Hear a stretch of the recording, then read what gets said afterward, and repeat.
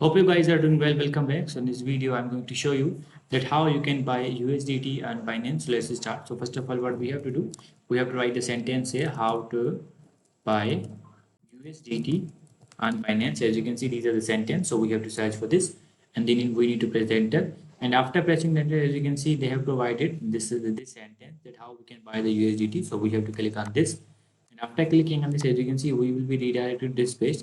Now what we have to do, we have to read these all the steps. As you can see, they have provided all the steps. The first is create a free account on the Binance website or the app, and the second step is choose how you want to buy the Tether USDT asset.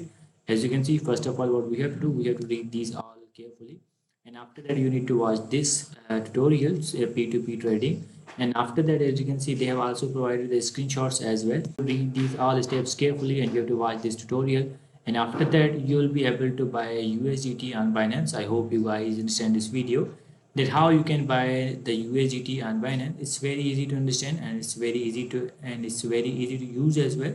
So see you guys in the next video.